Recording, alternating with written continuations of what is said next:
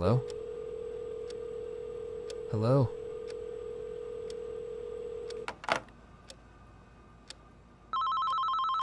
Hey. Hello, how can I help? Huh. Tonight we bring you a story from a member of our healthcare personnel, those who we trust with our lives, but do we trust them when they tell us about their experiences with the unexplained? Hospitals are places where the line between life and death is at its thinnest, where at night long empty ward corridors stretch out with only the background noise from the sterile medical machinery piercing the enveloping quiet. At any given hospital, there may be hundreds or even thousands of patients staying within its walls, each in their own existential struggle. Sometimes the hospital becomes those patients' final destination. It is these patients that find themselves at the end of the line that perhaps make an appearance in the following stories. Ready for another long one? As ready as I'll ever be. The phones have been quiet so far, but you know how this place can be on a night. Anything I should know from the day shift?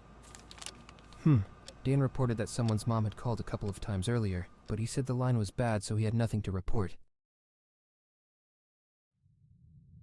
That night, it was just me and one nurse.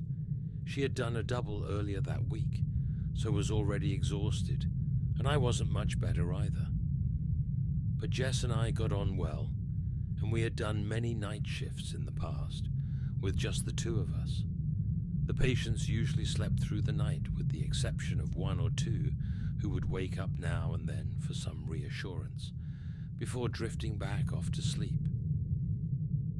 Anyway, that night at first went without a hitch. From about 8 until 10, Jess did her rounds, made sure the patients were ready for bed, ensured any medications had been taken for the day, and that lights were out. At around 10 p.m., just before Jess had finished her rounds, I received the first call.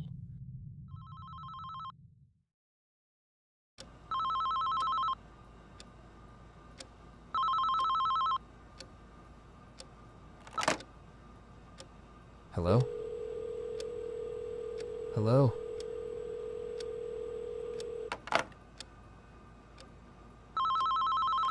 Hey.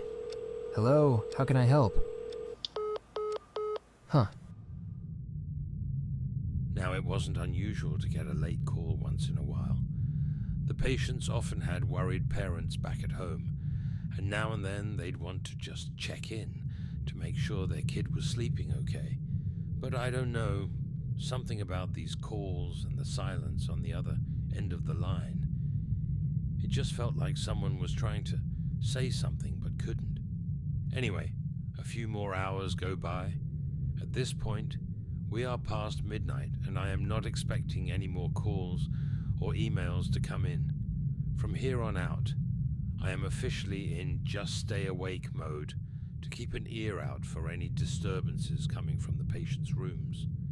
That's when I received the second and final call of the night.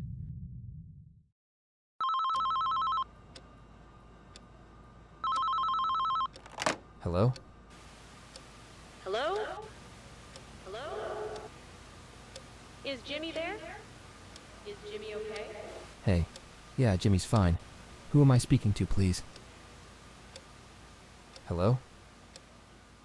Hello?